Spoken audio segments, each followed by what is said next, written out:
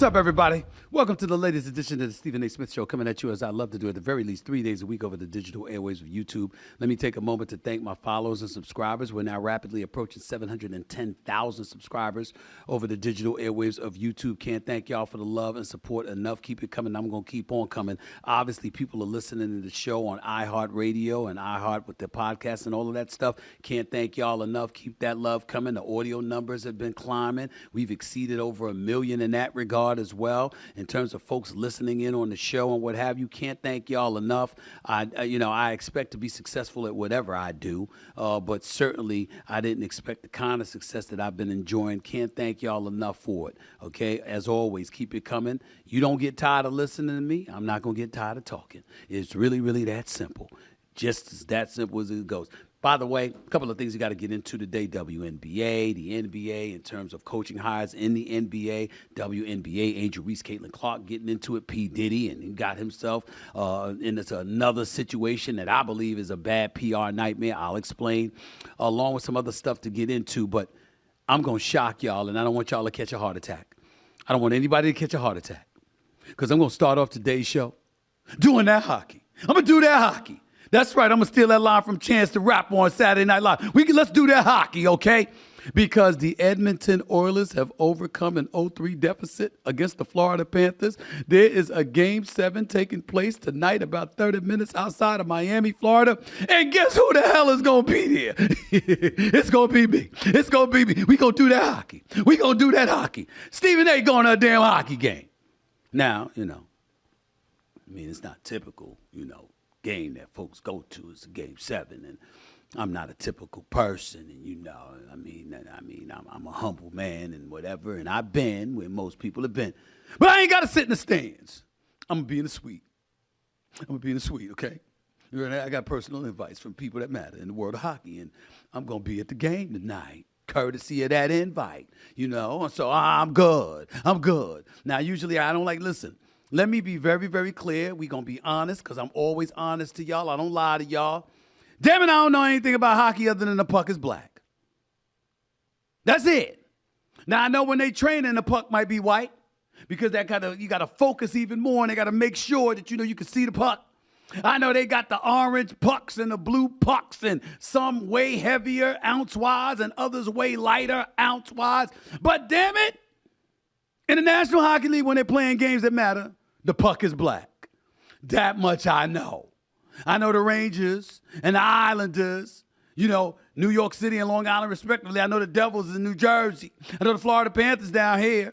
I know the, Edmonton Oilers, they're in Canada. I know the Toronto Maple Leafs, they're in Canada too. You understand what I'm saying? I know stuff like that. But to get into the particulars of the sports shit, hell no. That ain't me. But that don't mean I don't appreciate the sport. Okay? That don't mean I don't appreciate the sport. This brother, Connor McDavid, I've heard about this man.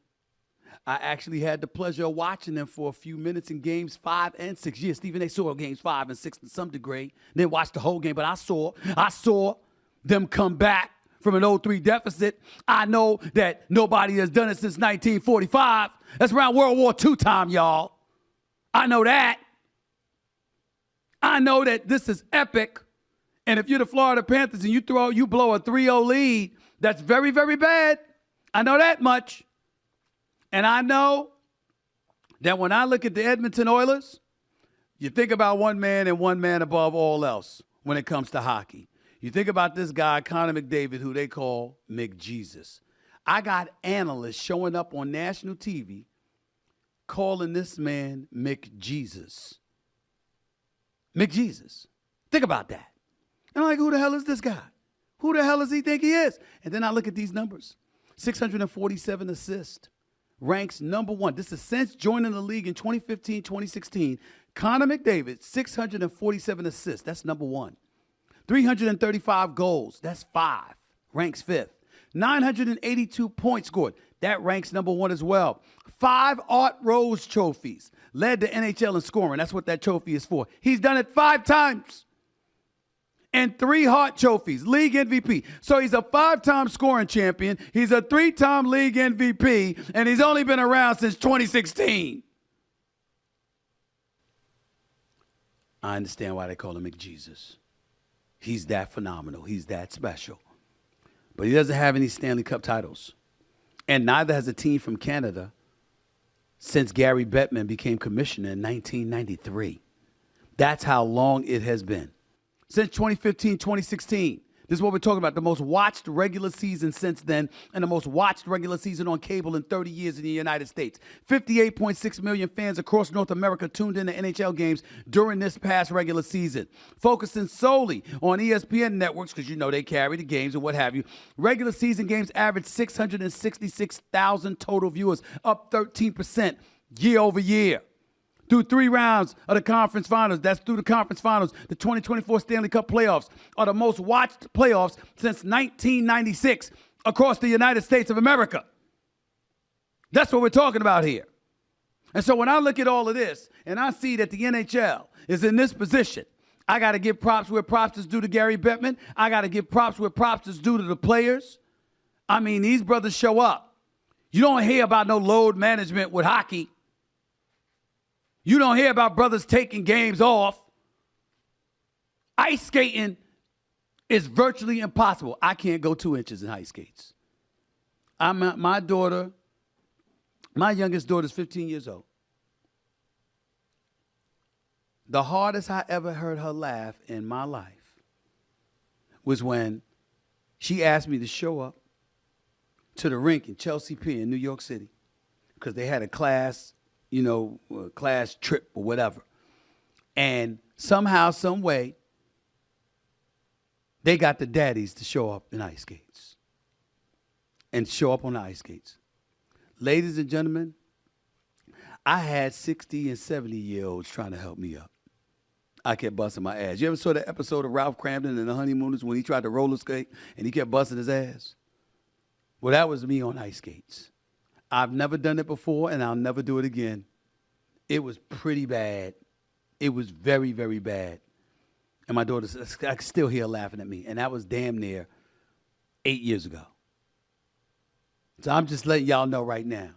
Anybody that could skate, particularly as exceptional as hockey players can do it, I got nothing but admiration for them. But we should be admiring this sport, because it's just growing and growing with popularity. It's an international sport with an international flavor and flair that Americans are gravitating to more and more and more. Baseball's up in the ratings too. Obviously, the National Football League is up in the ratings. Okay? I'll get the numbers for you on the NBA because I don't have them available to me right now because I want to be totally accurate. But hockey is climbing. Let's give love where love is due. And in terms of tonight, I'm going to say this to you. When I hear all the things that I've heard about McDavid, it's impossible to root against him. But I think the Florida Panthers are going to win. I think they're going to survive. Despite losing a 3-0 lead and allowing this series to get tied and to have a Game 7 forced, I think the Florida Panthers are going to find a way to pull it out. Now, that's just me totally guessing. Yes, I've been wrong on basketball, but I've been right on basketball far more than I've been wrong. I've been right about football far more than I've been wrong. Same thing with baseball. I don't know shit about hockey. Nothing. But I know I respect the hell out of these players. And I know that Game 7s are Game 7s. I don't give a damn who you are. When you hear Game 7, baby, that's what it's all about. And I'm looking forward to watching tonight's game. In person, live, right there. I will be there. Stephen A. doing that hockey. Stephen A. doing that hockey. Now, let me move on to some basketball. That's my wheelhouse. JJ Redick is the new head coach for the Los Angeles Lakers. Introduced today by the Los Angeles Lakers. There's a lot of people that talking junk. They don't know what the hell they're talking about. They're acting like people got a problem with JJ Redick getting the job. No, we don't.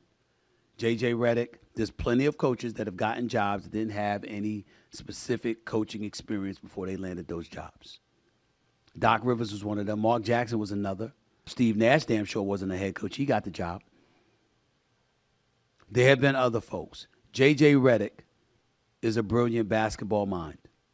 And he's somebody that contributed to my day job on First Take and other shows. And he did a fabulous job for us. Nothing but respect for him, wishing him nothing but the best. The challenge for him is going to be, personality-wise, being able to lead those guys. Young dudes who may be hard-headed and not want to listen. JJ will get in your face. JJ will tell you exactly how he feels. JJ will do so fearlessly. All of that is true. Here's what they don't say about JJ Redick. He's actually a very fair-minded guy. He's a very fair-minded guy. He's very thoughtful, and he can feel the way that he feels, and he will call bullshit in a heartbeat. No question. And he's somebody that will earn your respect, because when you're talking to him, you're going to know you're talking to somebody that knows what the hell he's talking about. Now, whether that leads to him being more successful than Frank Vogel, more successful than Darvin Ham, remains to be seen. What I will say is that the problem isn't with JJ Redick. He's going to look the part, good-looking dude, dress sharp. I mean, I think he could bring his pants just a little bit lower, start wearing high waters that showing his damn ankle bone and stuff like that. That's just my personal opinion. He knows I tease him about his style sometimes. But the bottom line, in all seriousness, I'm rooting for him. And I really, really hope that he does well. Having said all of that, what about the Lakers? Because here's the reality if you're the Los Angeles Lakers. Darvin Ham went to the Western Conference Finals his first year and lost, got swept by the ultimate champions, Denver Nuggets. The very next year, they're the reigning defending champions, and they take the Lakers out in 5 games. Okay, we understand. So he's gone. Well, before Darvin Ham, Frank Vogel won the title. And it wasn't like Frank Vogel was clamoring for LeBron James and Anthony Davis and those boys to feel good about Alex Caruso walking out the door, Kentavious Caldwell-Pope walking out the door. But in the end, it had to happen. And their replacements didn't really do much. And so you have a situation where ultimately you weren't able to enjoy the same level of success. And then lo and behold, Frank Vogel gone. So you got somebody that delivered the championship for you. He's gone inside of 3 years. You got another guy that takes you to the Western Conference Finals. He's gone inside of 2 years. Well, what the hell is going to be the litmus test that judges the job and the quality of the job that JJ Redick does? What if JJ Redick develops all the young players? What if all of these guys, what if Austin Reeves gets better? What if D'Angelo Russell shows that he has a pulse on a back-to-back night? What about some of the other guys that are relatively young if you ended up really, really coaching them to get better? Is that going to be good enough? Or is Jeannie Buss and Rob Pelinka going to say, hey, you didn't get to the conference finals. You didn't get to the NBA finals. We need to find another coach. It's going to be an interesting question. It's going to be an interesting question. It's going to be interesting to see. And if J.J. Redick ends up getting a lot more latitude, well, why was he given more latitude than Darvin Ham? Why was he given more latitude than a guy that delivered a championship like Frank Vogel? These are the questions that are going to be asked. All of those are fair questions, just not for J.J. Redick. It's not his problem. If you are LeBron James, my brother, I think you should prepare yourself for far more scrutiny than that. If 2 coaches are gone inside of 3 years, well, LeBron James, what does that say about you as the face and the leader of the franchise? I'm not accusing of anything. I'm just asking the question. If you're going to be a skeptic, you're going to ask those kind of questions. What about you? You know, they could have had Ty Lue. Didn't want to pay him enough, plus wanted to pick his staff. You could have had Monty Williams, but you turned him off, and he ended up going to Phoenix and ultimately guiding them to an NBA Finals appearance before a few years later he moved on and went to Detroit. And now he's out in Detroit, which is a blessing, by the way, not a curse. But if you're LeBron James, you got to answer those questions. Because how many coaches are the Lakers going to employ? And how long do you think stupidly or foolishly, or you must think we're fools, like LeBron has nothing to do with any of this. He wants nothing to do with this. Just because he doesn't take calls when coaching candidates want to talk to him, or he isn't in Jeannie Buss and Rob Pelinka's face talking to them about it. Don't tell me that LeBron James has absolutely positively nothing with any of the changes that have taken place in Los Angeles. Just like Anthony Davis didn't have anything. So when Anthony Davis goes into a press conference after losing Game 2 to the Denver Nuggets in the Western Conference first-round series, and he sits there and says we're a bit discombobulated and out of sync and out of wank, or whatever verbiage he used, that had absolutely positively no effect with Darvin Ham being fired, huh? Zero. Maybe it didn't, because maybe it was already a foregone conclusion. And maybe Anthony Davis knew that, which is why he felt free to say what he said. Because I got news for you. Search high and low over the career of Anthony Davis. He never talked about a coach in that manner. Ever. It never happened. That's not who he is. So again, not condemning him either. But these are questions that are legitimate, that deserve to be asked. Period. So again, JJ Redick's got his work cut out for him. But he ain't the only one. Rob Pelinka, how about keeping a coach for more than 2 seasons? Jeannie Buss, how many coaches you want to pay at the same time? These are questions. These are questions. And we simply can't get away with that. We can't get around that, okay? We just can't. By the way, let me move on real quick and say congratulations to Golden State Warriors assistant Kenny Atkinson, former head coach in Brooklyn for 4 years, had like a 118-90 record, won about 38% of his games. So he probably thought he was never going to be a head coach again. Well, the Cleveland Cavaliers have offered him the head coaching job. And so because they've offered him the head coaching job, and he's the one that's being hired, well, he was with Steve Kerr. He knows what a championship culture looks like. He knows what's required and what it's going to take. But here's the reality. He should have never been gone from Brooklyn. If you're going to lose Kenny Atkinson, you don't lose Kenny Atkinson to hire a guy like Steve Nash that never coached a day in his life on any level. You don't do that. But that's what the Brooklyn Nets did. That's what they did. And one could easily say, chickens came home to roost. You get what you pay for. Kevin Durant, Kyrie Irving, they didn't mind a rookie coach coaching them because they didn't want to be coached. They just wanted to do what the hell they wanted to do at the time. I understand that Kyrie's made a turn for the better, not trying to knock him at all. KD is still KD, is a superstar in this league, is undeniable. But here's the reality. If they wanted Atkinson to stay, he'd still be there.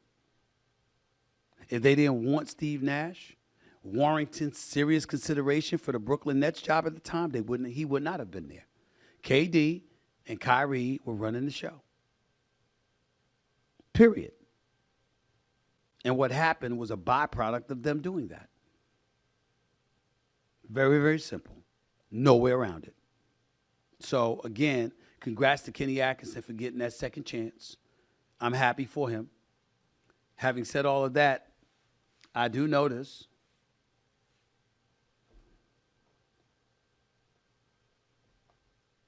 JJ Redick, Kenny Atkinson. Okay. I'm not one of those guys that believe every coach in the league is supposed to be black. Just make sure the numbers are representative of black folks' contribution to the game. Sam Cassell's been an assistant coach for 15 years. 15 years. At some point, is anybody going to give him a chance? He's a 2-time champion as a player. Played for the Milwaukee Bucks, going to conference finals against Philadelphia in 2001. Allen Iverson and crew. When he had Ray Allen and Big Dog Glenn Robinson as his teammate. Won 2 titles with Houston in the mid-'90s, if I remember correctly. He was on Doc Rivers' staff last year in Philly. He goes to Boston. They win the title. I'm always going to bring up my man Phil Handy, who's one of the great player development coaches in the game, that the Lakers just let go for some inexplicable reason. Not so much the Lakers, but LeBron James letting them go. How about that one? So there's a lot to think about. There's a lot to contemplate. There's a lot to discuss. And we can definitely do that. But again, congratulations to JJ Redick, more so. To a lesser degree, Kenny Atkinson, not rooting against you at all. Wish you nothing but the best. But JJ Redick is the big hire. And Udonis Haslem, member of the Miami Heat organization, former player for the Miami Heat for 20 years, I believe, said it best when he said, when JJ is talking inside that locker room, are those players going to listen to him? Or are those players going to be about the business of saying, yo, who are we really listening to, JJ Redick or LeBron James? After all, as great of a player as LeBron James is, there's nothing that he's greater at, one would argue, than dictating narratives. I would tell you his play is actually greater than dictating narratives. But there are people who have made hyperbolic statements about him along those lines. We shall see. Things are interesting in Southern California, no doubt about that. Everyone knows I live and breathe sports and that I have to be part of all the big games. But how do I do that exactly? I use PrizePicks, of course, the largest fantasy sports platform in all of the land with over 3 million members. All you do is select 2 or more players from your favorite sport, the WNBA, MLB, tennis, golf, even boxing, all right? And then choose more or less on their projected in-game stats. And not only fills my need for the big-time action, but it's incredibly easy to play and takes just 60 seconds to make your picks. So if you're like me and know everything in the world of sports and pick correctly, you'll have a chance to win some major league money. And get this, PrizePicks will match your first deposit of up to $100. That's right. Go to PrizePicks.com and use code SAS for a first deposit match of up to $100. You heard me. That is code SAS when you go to PrizePicks.com. Pick more. Pick less. It's really that easy. Did y'all see yesterday's game? Did you see yesterday's game? I'm talking the WNBA game between the Indiana Fever and the Chicago Sky. Did you see that game? Did you see Angel Reese and Chicago down 15 points? Did you see Caitlin Clark pulling up from all over the damn place or throwing incredible bounce passes that her teammates couldn't convert to a damn layup? Did you see Angel Reese bring Chicago back from a 15-point deficit and ultimately beat the Indiana Fever the way they did last night? 1 point. Oh, my goodness. It was special. And you saw that crowd there. It was something special. You saw the numbers. You see the numbers right there. 25 points, 8 for 12 shooting, 16 rebounds, 1 assist. Did you know that right now Angel Reese is averaging 13 points and 11 rebounds? Do you know that she's had 8 straight double-doubles? Do you know that at this moment in time, she ranks number 2 in the league? Number 2. She's a rookie. She's a rookie.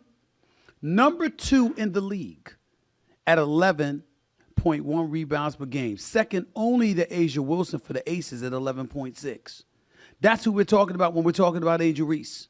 This is Angel Reese. I'm a dog. You can't teach that. I'm going to go out and do whatever it takes to win every single night. My teammates rely on my energy, so being able to continue the energy even if we're down, even if we're up, that's what I do. She's got 8 straight double-doubles, y'all. That's a WNBA rookie record. She's second in the league in rebounding as a rookie. I mean, I don't know what else to say. Now, Caitlin Clark ranks 4th in the league in assists with 6.6.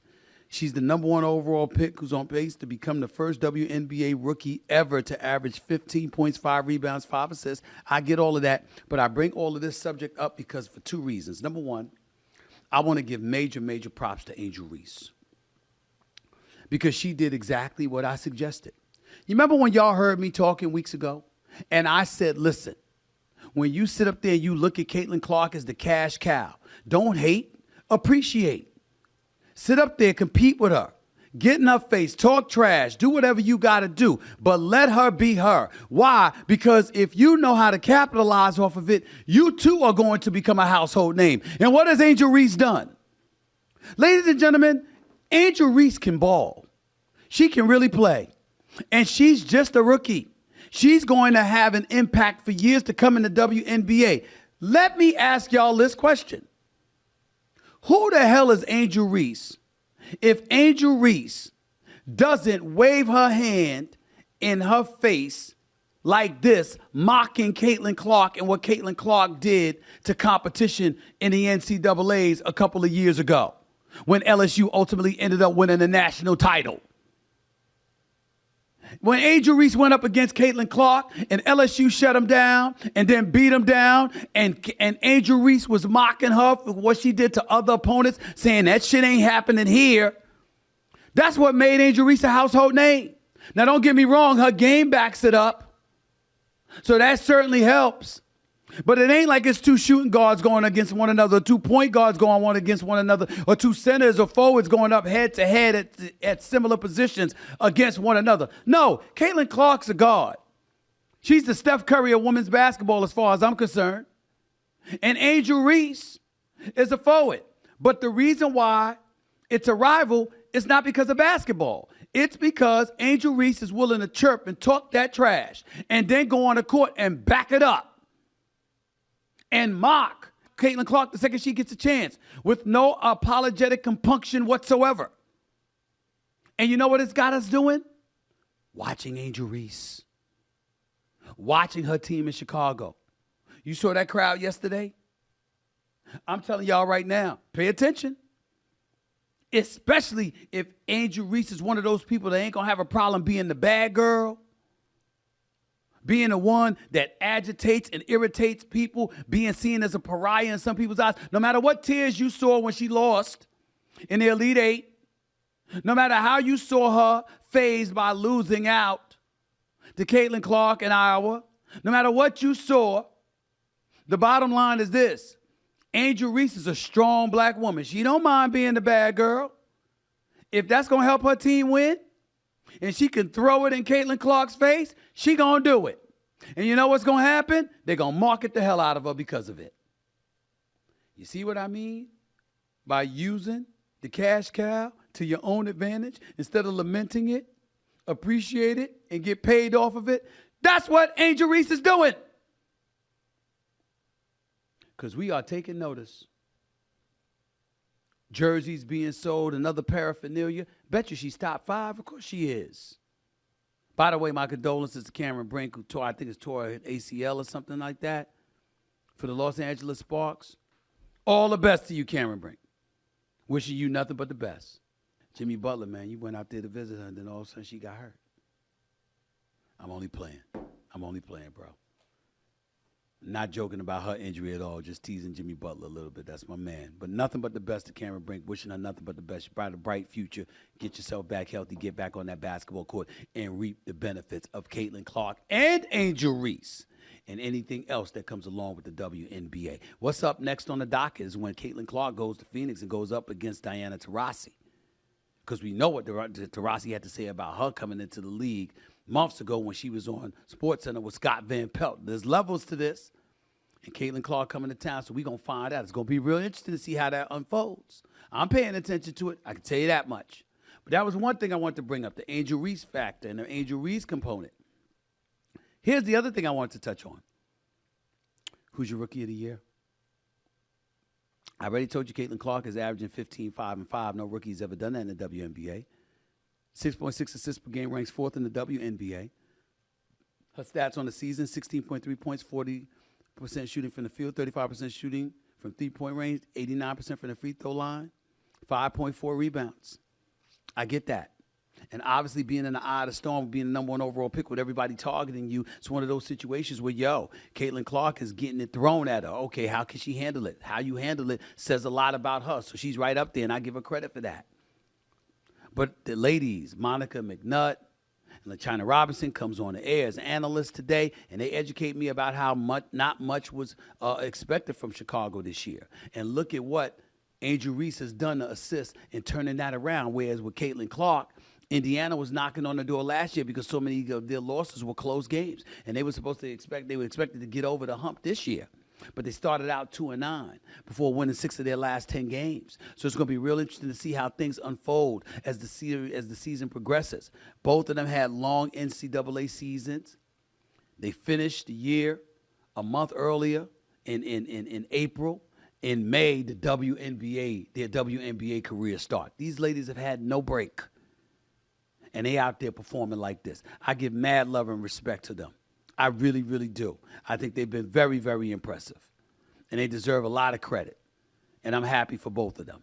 In the first 11 games, Caitlin Clark was 2-9 record, 15.6 points, 36% shooting, 30% from three-point range. Over the last 7 games, she's got a 5-2 record, 17.3 points per game, 48% shooting from the field. That's a 12% spike. And a 14% spike on threes from 30% to 44%. That's Caitlin Clark. Angel Reese, first 9 games, 11 and 4, 33% shooting from the field, 9.2 rebounds per game. Over the last 6 games, Angel Reese is scoring 15.8 points a game on 51% shooting and grabbing 14 rebounds per game. This Rookie of the Year race is nip and tuck between Caitlin Clark and Angel Reese. And if anybody were to say that as of right now, I'm picking Angel Reese to be my Rookie of the Year, I can't knock you. I can't knock you. Sha'Carri Richardson, 100 meter, that girl smoked him yesterday. We know she had some issues in the past. We get all of that. But this girl is special. That improved just a touch on her starts. No doubt about it. Got to stay focused, stay out of trouble, no distractions. Just go out there and do what you do. Win. She is special. Mr. 2020 Olympics after testing positive for THC. We know that. But Sha'Carri Richardson is special. And please don't miss the Olympics this time. We need you. You special.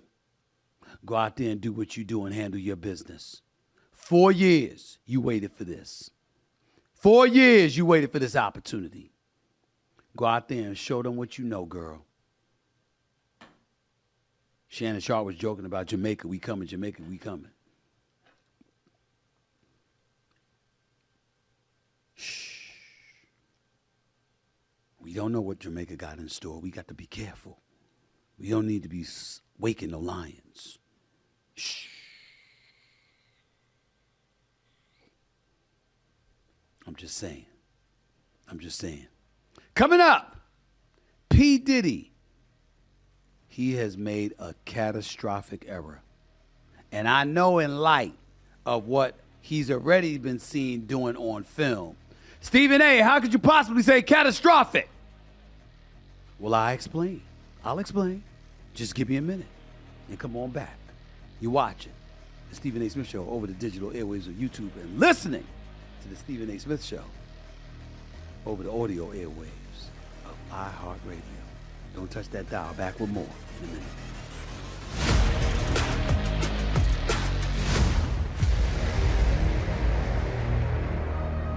All right, everybody, you know what time it is. It's time for Stephen A.'s Weekly Picks. Everybody knows that I live and breathe sports and that I need to be right there in the middle of the action, all right? And how do I do that exactly? There's only one way. I use PrizePicks. That's how. You see, PrizePicks is the largest fantasy sports platform in all the land with more than 3 million members. I'm going to say that again, 3 million, all right? Not only that, it's incredibly easy to use. See, you just choose 2 or more players and then pick more or less on their projected in-game stats. But the best part is you can pick and choose players from any of the sports you love to watch, whether it's Caitlin Clark, it's Aaron Judge. Hell, what if it's Coco Golf, all right?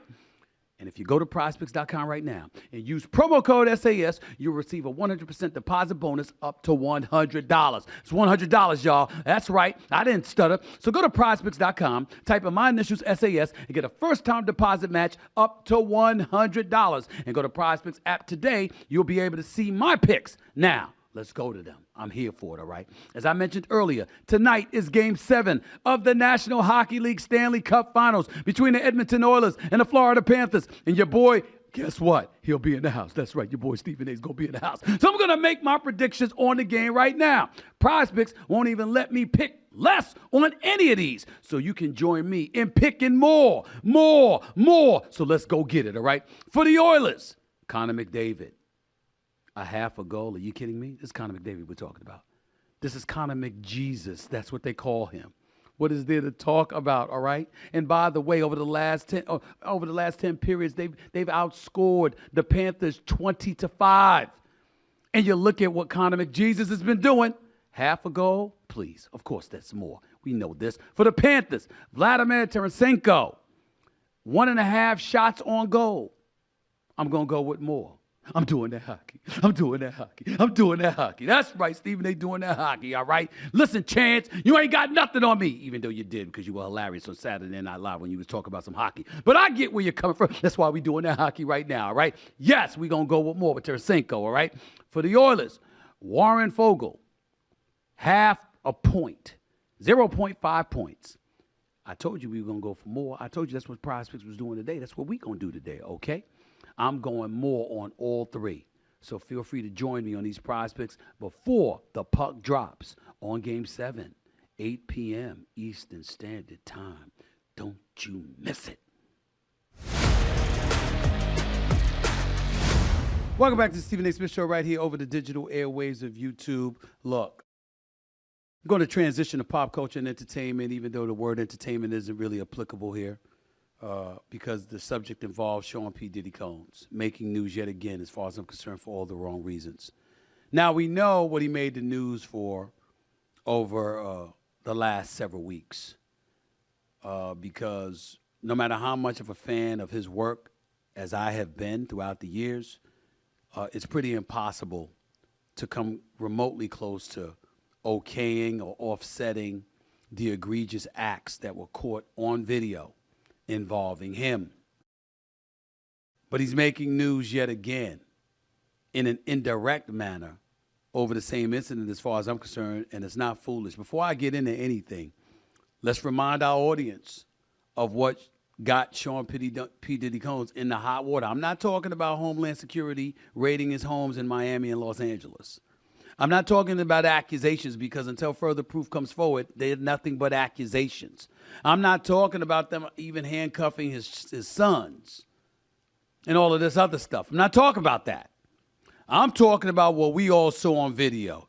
Take a look at this again. It's so difficult to reflect on the darkest times in your life. But sometimes you got to do that. I was fucked up.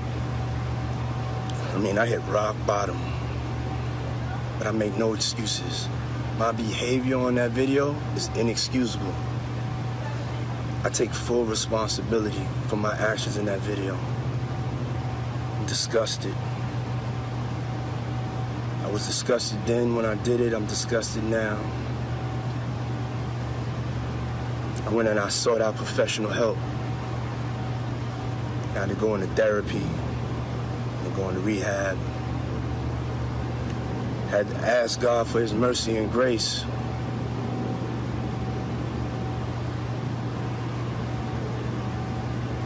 I'm so sorry. But I'm committed to be a better man each and every day. I'm not asking for forgiveness. I'm truly sorry. Make of that video what you will. You saw his actions. You saw how egregious they were. You saw his apology. Some people thought it was sincere. Some people thought it was bullshit. Doesn't really matter. What's done is done, and he's got to live with those actions for the rest of his life. Fortunate for him, that particular incident there, there's an expiration on that in terms of whether or not he could be prosecuted for that according to L.A. County, which is where it happened. But here's where it gets, I don't want to use the word tricky or whatever, but one would argue foolish on the part of Sean P. Diddy Combs. My man, you deleted all the videos from your Instagram account, including that one I just showed. If you had 1 million photos, if you had 1 million videos, and you decided to delete 999,999, that's the one you should have kept up. If you're sincere, you got nearly 20 million followers on Instagram. 20 million, nearly 20 million. And I know that you've been taking a lot of hits, and there's been shrapnels of criticism all over the place aimed in your direction. Not that it wasn't deserved, But that doesn't mean that there's but so much one human being could take. Although one could argue the ex that you hit had to deal with a hell of a lot more than you had to deal with in terms of the criticism. But I digress. My only point for bringing up this subject on this particular day is because, Diddy, why'd you delete that video of the apology? To delete all of them, delete everything else. Not that. Don't you want people to know that you were contrite, that you were incredibly sorry, that you have profound regret for the egregious actions that you were caught on camera committing? By deleting the video, you throw all of that out the window. The possibility of the very few people who would ever believe that really having a reason to continue to believe you. Why would you delete? Who are your PR people? I mean, who are these people? Where is the counsel? Where is the advice? Because had that been me, I'd have said never delete your account and never delete that video. Leave that up forever. Because that was you apologizing and owning up to your transgression. A video that you know everybody else has. I know you say everybody else got it. Everybody got it because I already said it. I already put it out there. But you deleting it from your account, that wasn't smart. That wasn't smart. Especially when most of the world got access to it anyway. It comes across as you wanting to erase everything, as opposed to wanting to be accountable for everything.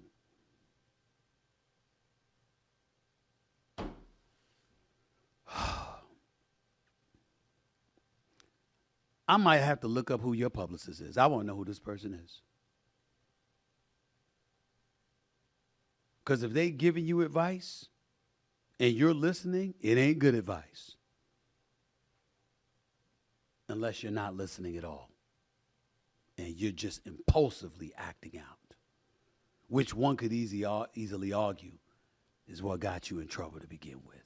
I'm just saying. I'm not saying. I'm not judging people. I'm judging actions. I'm just saying. Damn. Don't delete that video. Not that one. Back with more of the Stephen A. Smith Show. Ryan Garcia, President Biden, and Trump. All that and more up next to close out the show. You're watching the Stephen A. Smith Show over the digital airwaves of YouTube and listening right here on iHeartRadio. Some people, not all, but some people think just putting some money aside is enough to save. Why?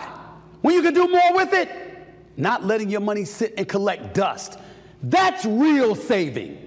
If you could deposit your paycheck on Cash App at no cost and watch your money grow, would you? I'm talking about collecting up to 4.5% interest on your cash. Cash App is offering high yield savings. It pays to get paid on Cash App. Deposit your paycheck on Cash App and you can earn a high yield at no cost. Here's the list of no-cost things provided by Cash App. Interest on your account, 4.5 interest paycheck deposit. Now that's something to think about. Cash App allows you to deposit your paycheck on Cash App and watch your money grow. Stop sitting on the bench with people who can't play and get into the savings game with Cash App. Deposit your paycheck on Cash App and you're not paying a cent in fees on your savings to watch your money grow and grow and grow. That's money, y'all. That's Cash App.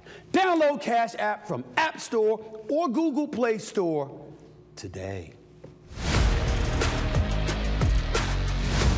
Welcome back right here to the Stephen A. Smith Show over the digital airwaves of YouTube. I got a few items that I want to get to before I get on out of here this afternoon. I got to confess, Ryan Garcia is starting to get on my damn nerves. Now, I've interviewed this man twice. This man is a former champion, okay? I think elite. I think ultra talented. We saw him beat up Devin Haney a couple of months ago before we learned that he was using performance-enhancing drugs. Now, he came into the fight overweight. Prior to that being overweight was determined, he had a handshake agreement with Devin Haney to give him $500,000 for every pound that he was overweight. He came in 3 pounds overweight, owing Devin Haney $1.5 million, paid Devin Haney $1.5 million, promptly beat his ass, because he did. And I really thought it was unfair to Devin Haney once the news came out, or even before the news came out about potential performance-enhancing drug use, testing positive for a banned substance. Because for me, 3 pounds is a huge difference. And to have to come in and to be allowed to come in 3 pounds overweight and to be ineligible to actually fight for a belt, but you still had the fight that night, I think that put Devin Haney in a bad spot. Devin Haney was the champion. He was undefeated at 30-0. He was unblemished. As far as I'm concerned, he should have never went into that ring. He should have never given Ryan Garcia the time of day. If Ryan Garcia could not honor his commitment to the profession by making sure you met the weight clause and you showed up the way that you were supposed to show up. Now, to me, Ryan Garcia is messed up in the head right now, and I'm going to tell you why in just a second. And I'm not saying this to insult him. I'm not saying him to criticize him. I'm saying it because I'm concerned about him, and I'm going to tell you why in a minute. But here is what we need to understand. A second test was given. It came back that Ryan Garcia, who actually appealed the decision, came back that indeed he had tested positive for the banned substance. As a result, the New York State Boxing Commission has suspended him for a year, has had him pay back about $1.2 million of his earnings, plus they fined him $10,000, plus the fight against Devin Haney has been ruled a no contest. And so because of that, Devin Haney is still undefeated. And I know he's feeling good about it, but we saw what we saw. And we saw you get dropped 3 times. And so we're looking at it from that standpoint, and you just can't get around that. He should have never fought him if the man wasn't willing to honor his commitment. But before I go any step further, let me show you why I'm very, very concerned about Ryan Garcia. This is him at a poker tournament, y'all, with Miami Heat's Jimmy Butler along with various other people. Just take a look at how he sounds and how he is acting. Watch this. Cheers. Is he gonna chug that whole thing? All right. Only half of it. 6,000 with nothing. But Takes me 3 hours. That's beautiful. A diamond would be insane. Wait, no, we don't have that. Actually, we I'm different. Damn. Low rolling him. I'm gonna start twerking. Garcia's. Ooh, that's fast. Tell me how you're feeling with this table. It feels great. I love Jesus, and I'm feeling great. Are those pants just falling off? I'm happy the money went to you. Thanks, bro. Because you have a lot of girls, and I do too. Start off like this. Oh, just fucking shit in the mic, dude. Yeah. Let's talk about Devin Haney. What are your thoughts on him? He slept with B. Diddy. He had massive sex with him. Then I beat his ass, and he sues me. So you love Jesus, but you have massive girls. You're gyrating in front of the camera. And then you either lie on or dime out another dude's sexual activity because he sued you because drug tests revealed you cheated. After you refused to honor your commitment to a title fight by coming in overweight on purpose and not giving a damn about any rules or regulations. Make sense of that. Y'all can take y'all time, I'll wait. But it's not necessary. Let me tell you what's really going on with Ryan Garcia. Ryan Garcia hasn't gotten over the fact that he got beat by Gervonta Davis. Personally, if Ryan Garcia appeared to have his head on straight, I would love to see him in the ring with Gervonta Davis again. I got no issues with that. Ryan Garcia is a spectacular boxing talent. And for those trolls out there that were talking about, oh, my goodness, look at Jimmy Butler. Jimmy Butler for the Miami Heat looking like he wanted to slap the living hell out of him or whatever. Well, he might have wanted to. Mad love for the Rough Rider that is Jimmy Butler. But Jimmy Butler's a basketball player, not a boxer.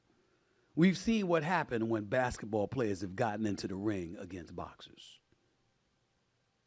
I ain't bringing up no names. But we've seen what happened. Let's understand that when we're talking about this and we're talking about Ryan Garcia, look, man, look at how you acting. Now, he got dropped in the second round against Gervonta Davis before getting stopped in like the sixth round off of a body shot. And it seems to be something he hasn't gotten over. In the immediate aftermath of that, you complained about your trainer, you complained about your team, the Golden Boy Promotions, Oscar De La Hoya, and all of these cats. You seem a bit off kilter. You out of the game for a little bit. You come back, you fight somebody else, you look good. Then you fight Devin Haney. You get him to commit to a fight against you. Y'all popping shit to each other. You acting wild during promotions. We all bought into it because, damn, it made us look at the fight with interest.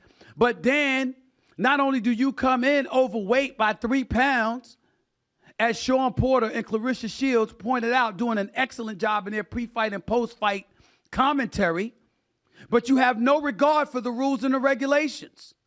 I'm not a boxer. They are. They said flat out, 3 pounds overweight is a significant thing. Why is that such an issue, y'all? Why is that so very important? Because Ryan Garcia had a weight clause against Gervonta Davis. And it wasn't his name that was the marquee. It was Gervonta Davis. It was Tank Davis's name. So you had to meet a certain weight and a certain hydration clause, which means I only had to meet that weight for weigh-in, but then you couldn't turn around over the next 24 hours and gain as much pounds as you wanted to for fight night. That contributed to his attitude going into the fight against Devin Haney. And the fact that he was taking criticism for losing to Tank Davis, his whole shit is to win no matter what. That's the reason all of this is going on. Who ran up to and jumped on the ring apron after Gervonta Davis knocked out Frank Martin last Saturday night? Who did that 9 days ago? Who did that? That was Ryan Garcia. Hugging and talking and laughing with Gervonta Davis, and then on the back of the shirt calling for a rematch. Well, why should Gervonta Davis ever want to get in the ring with Ryan Garcia again? He don't need Ryan Garcia. He already beat him. Now, would I like to see a rematch with Ryan Garcia if his head is on straight and he's acting right and he's willing to show the necessary discipline to honor the sport the way that the sport is supposed to be honored? Sure. That left hook is vicious. The quickness in that left hook is spectacular. The right hand is no joke either. But you can't act like this. I respect Ryan Garcia so much, and I genuinely like him. I've interviewed him a couple of times. I root for him in the whole bit. You can't do this shit. You got to stop. I mean, you're embarrassing yourself. You're making yourself look like you're not all there. And we don't want excuses when you fighting next time. If the weight clause is what it is, you step in the ring, bam it, that's the weight clause. Get Gervonta to fight you at 140. Oh, I forgot you can't get him to do a damn thing because you ain't the marquee. He is. Gervonta Davis is arguably the best on the planet. He's clearly the biggest box office attraction in the sport as far as I'm concerned. He don't have to do anything. But maybe, just maybe, if you followed rules and regulations and you won and you went and took Devin Haney's title at the 140-pound weight class and you weren't acting all crazy, maybe we would be in the midst of a rematch between you and Gervonta Davis right now, since it was really a body shot to the liver that took you out. That can happen to anybody. It wasn't like he beat you up. It wasn't like he slapped you around the way he did Frank Martin. He just caught you with a nice body shot. But with all of this stuff you doing, Ryan Garcia, it makes no sense. It makes no sense. And now you can't fight New York State Athletic Commission. I don't know what other governing bodies in other states may do. What you going to end up doing? Wanting to go to Saudi Arabia to fight? I mean, come on, man. Come on. Lomachenko's in there. Shakur Stevenson is in there. Teofimo Lopez is in there. Gervonta Davis might stay at 135, might move up. Come on, there's a lot of compelling fights. What's up? And if you get so cock-deezed when you get so big, well, guess what? Just move up to the welterweight division at 147. Terrence Crawford's waiting. He waiting. Errol Spencer's still around. How about Boots Ennis? We going to stop talking about boxing and not mentioning Boots Ennis. Jerome Boots Ennis. We going to say, the brother undefeated, mind you, and a knockout artist in his own right. I'm trying to figure out why Terrence Crawford hasn't fought that fight. What we doing here? There's a lot of fights, Ryan Garcia. You ain't got to sit up there and come in overweight to fight a smaller dude when you can gain your weight and fight somebody your own size at the welterweight division. What's up? Rather than acting all crazy and making news because of that. As far as Devin Haney, my brother, I wish you nothing but the best. Do I think you would lose to Gervonta Davis? I think Gervonta Davis would knock you out. I'm not rooting for it. I like Devin Haney, but I just think that's what's going to happen, boxing. Just analyzing it. I only got one frustration with Devin Haney and one frustration only. He should have never allowed Ryan Garcia to step into that ring against him without honoring the clauses in the contract. The championship is for 140. You have to meet that weight. Period. You want this title shot? You want this belt? These are the conditions. That's what he should have done. Devin Haney allowing Ryan Garcia to buck the system and do whatever the hell he wants, acting the way that he was acting leading up to the fight, coming in overweight. Devin Haney was a champion that didn't act like a champion. He was a champion acting like the challenger. He was a champion acting like he was the one starving for the fight when it was Ryan Garcia who should have been starving for the fight because he didn't have the belt. Devin Haney did. I'm not throwing no shade on any individual person. I'm only talking about their actions. Ryan Garcia acting crazy and not following rules and regulations, and Devin Haney allowing him to get away with it. The brilliant one in all of this has been Gervonta Davis, taking care of anybody that's standing in his path while also making them capitulate to his rules and his vision if you want him in the ring against you. That's a champion, and he's showing it. Transitioning to the world of politics real quickly, all I want to say is this. I've lamented the fact that we have the two candidates that we have for president of the United States. One candidate who is 78 years of age, who's been impeached twice, who's now a convicted felon, who's been talking about every time something doesn't go his way, something's rigged. I just think our country doesn't need that problem. But we also don't need a soon-to-be 82-year-old that clearly looks like he's lost a step, giving us 4 more years. Nobody's trying to sit up there and say that Biden has done an awful job or anything like that. That's for y'all to discuss. Hell, somebody can say he did a great job. You find somebody use the same set of facts to say he's awful. I'm tired of that argument. I got better things to do with my life. But what I will say is that when somebody's 82 years of age, they're usually looking to slow down and enjoy the rest of their years, not take on responsibilities for the most arduous job in the land. And that's what Joe Biden is doing. With that being said, those are our two candidates, barring any unforeseen circumstances. And the one thing that does have me excited is this debate coming up Thursday in Atlanta, Georgia. I'm excited about that because Trump hasn't sounded as coherent, as lucid as people try to give him credit for some of the time. And we all know everybody's gotten on Biden for the same thing. Who's going to be the sharpest one? Who's going to be on their P's and Q's? Who's going to have their facts in order? Who's going to be on their game?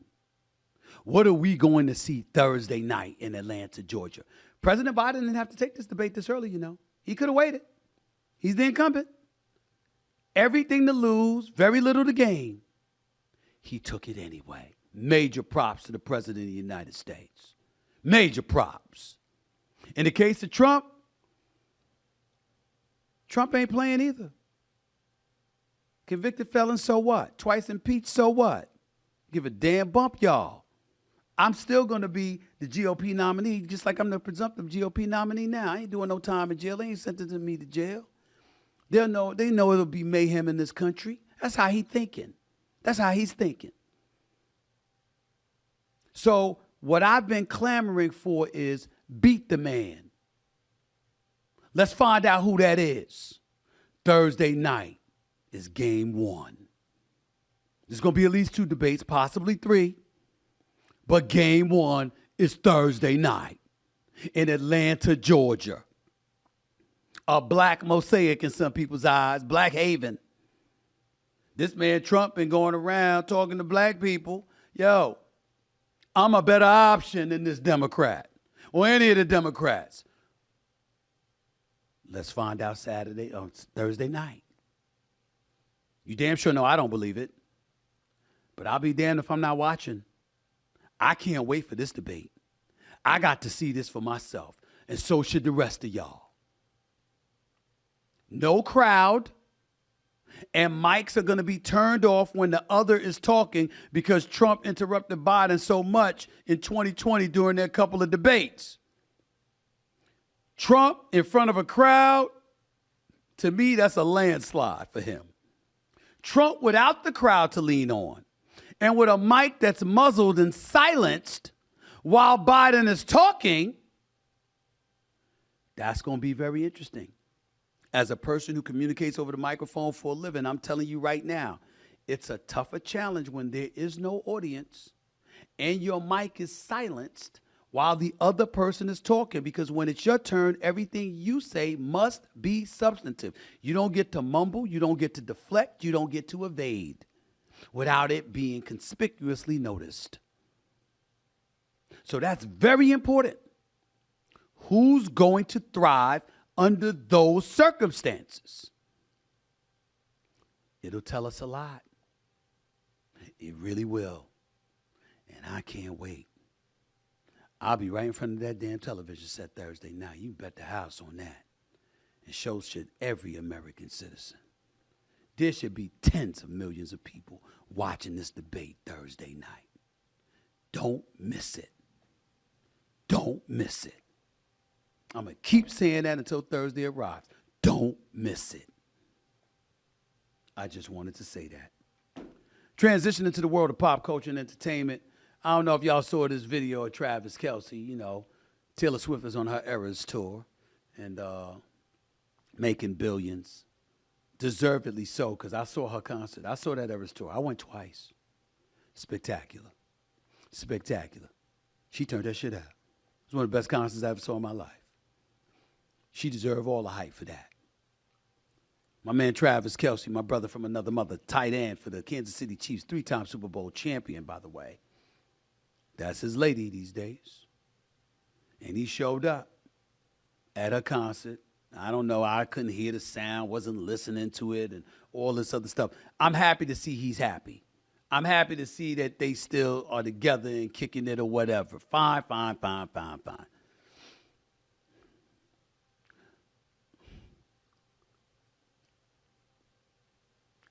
I just wonder. It's one thing to comment about it because it's in the news, so that's why I comment about it. But I must tell you, I don't really care. I could give 2 cents about Travis Kelce's love life. I could give 2 cents about Taylor Swift's love life. This is the thing that amazes me about folks that are so enthralled. And I understand she got the Swifties and all of that. I'm not talking about little girls who love her. My 2 daughters love her. I got that part. This is what drives me crazy. You got grown adults all trying to be all in their business. Like, if you had your druthers and they were hooking up with each other, you could stand there and watch. That's how desperate some of y'all are. Taylor Swift is a grown-ass woman. Travis Kelce's a grown-ass man. Did you think they were virgins? You didn't think they were getting loose with somebody? I can assure you Travis Kelce was getting loose. I think the only thing up there with his Super Bowl rings are the choices this brother has made. Spectacular. Anybody that knows me knows exactly who I'm talking about. Travis Kelce, that brother, his choices are impeccable. I'm talking about before Taylor Swift. Marvelous.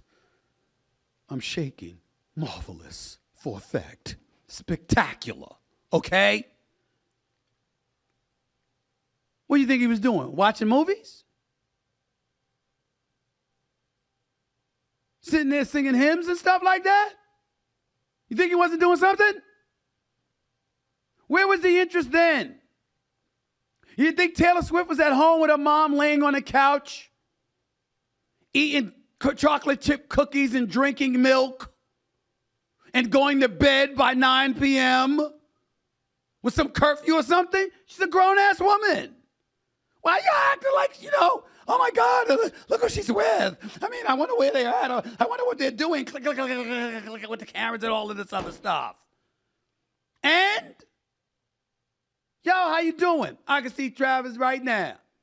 What's up, bro? How everything? You good? You look good. All right. If I said anything about Taylor Swift, it would be tell her I said hello. That's about it. Why are y'all tripping?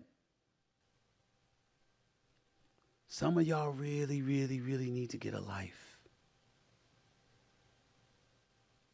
It's like the thought of them screwing around warrants front page news. They're 2 consenting adults. Newsflash. It's news if they're not screwing around.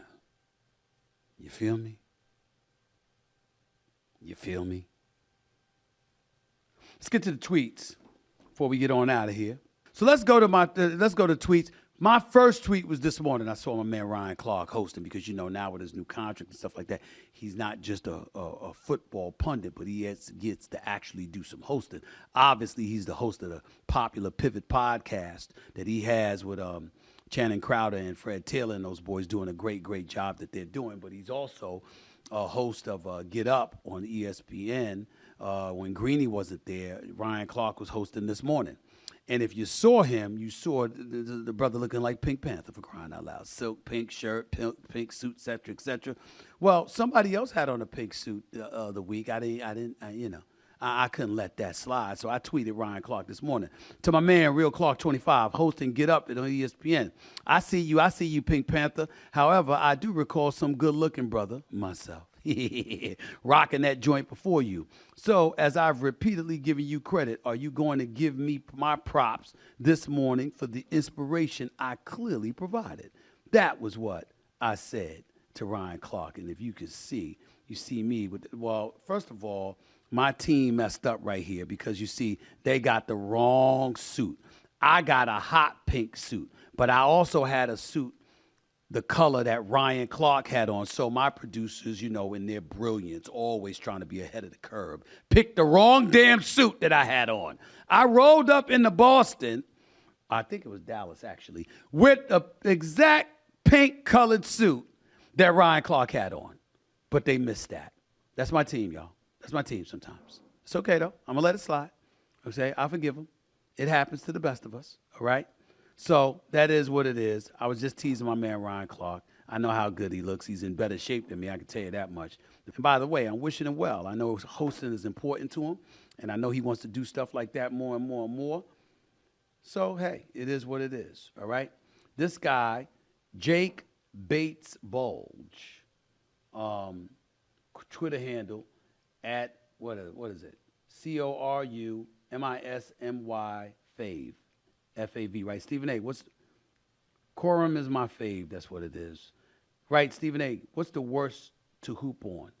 Anytime you're shooting hoops without a net, that's the worst to hoop on. Because even though you make it and it requires a bit more focus to make sure you make those shots, and it's good for vision and it helps improve your jump shot better than the ones with the nets, it's not quite the same feeling when you see the ball going through the net than when it's going through a hoop without a net. That's the answer to that question. Next up, at Hero Dividend writes, Stephen A. Smith, would you eat my aunt's mac and cheese? Respectfully, hell no. It looks nasty. I'm just being honest with you. I don't like the way this looks. I'm looking at it right now. That don't look like that doesn't look like the kind of macaroni and cheese that I would eat. It's not fluffy. It's not, yellowish, whatever the case may be. I've seen plenty of mac and cheeses that look better than that one, my brother. But that don't mean you tell her that. You got to find a nice, delicate way, because your aunt's a very loving woman, and she looked out for you, and she's doing what she can to appease you and what have you. She tried her best. It just didn't work. So I would tell you that. Okay? Outside of that, you know what? Find a way to improve it so next time she makes it, it's even better, okay? Last tweet is from at JRB101988, right? To Stephen A. Smith. Do you think Edmonton Oilers will complete the series, come back against Florida Panthers, and win the Stanley Cup? Connor McDavid, Connor McJesus, I'm rooting for him, because when you're somebody that great and the only thing missing from your resume is a Stanley Cup championship, you got 5 scoring titles, you got 3 league MVPs, you're a leading assist man, a leading scorer, you're considered arguably one of the great, actually not arguably, one of the greatest ever. I'm rooting for you, but in the same breath, I just got this feeling on their home turf for Game 7 that Florida will find a way to win this. Whether it's at the end of regulation or overtime, I think it's going to be a thriller, and I think ultimately they will find a way to pull this off. Score like 3-2. That's what I'm thinking. That's what I'm thinking. I got to get ready to get on out of here, but before I do, I just wanted to let everybody know that this weekend was a very humbling weekend for me in a very good way. I was in Los Angeles, California yesterday, which is why I'm so damn sleepy, for crying out loud, all of this travel.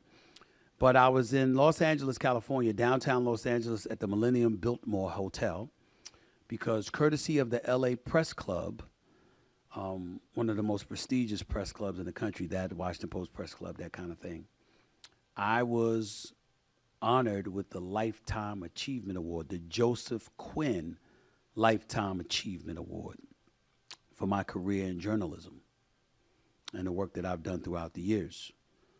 So it was an incredible honor. It's not something that I take lightly, even though we live in a world where you see people all the time with their own podcast, and you see people getting their own shows, and it's folks that have never been in journalism doing these things. To be a journalist for as long as I have been a journalist, and to accomplish the things that I've accomplished, I never thought I'd be given a Lifetime Achievement Award, but here it is. So that happened. And I was very touched by it, to say the least. But there's still a message to be sent at all times. And I took that opportunity to do just that last night when I was giving this speech. Take a look at just a snippet of it, please. Nobody wants to be hated, but you don't get into this business to be liked. You don't get into this business to curry favor. You don't get into this business to literally generate likes in today's stratosphere. You get into this business to pursue truth, to edify and elevate our society as a whole, and make sure that when folks are uttering out of their mouth fake news, fake news, fake news, you look at them and say, no, your ass is fake. That's what this is about. That was just part of my speech that I gave last night. Again, I was incredibly honored, grateful to the Los Angeles Press Club, Grateful that I had an opportunity to meet the wonderful, incomparable actress herself, Jane Seymour, who was there receiving an award herself, along with various others. I don't take that lightly. I'm very thankful, very grateful for being recognized in that fashion, for having my hard work throughout the years, hard work that I continue to put forth being recognized, and I just can't express my gratitude enough. But there's always tomorrow, and there's always a job to do tomorrow. I understand what comes with the job that I do now. I always have. So I just want to say thank you again, but onward and upward. I don't stop. I keep going. I did that last night to get here today, and I'm going to do it today to get where I need to go tonight for Game 7 before I'm back on the air tomorrow, and the next day, and the next day, and the next day. It's about putting your head down, putting in that work, and getting it done. The accolades come from the work, not from pursuing the accolades. I'm signing off. Till next time, peace and love, everybody. Enjoy your evening. I'll holler at you within the next 48 hours. Peace and love.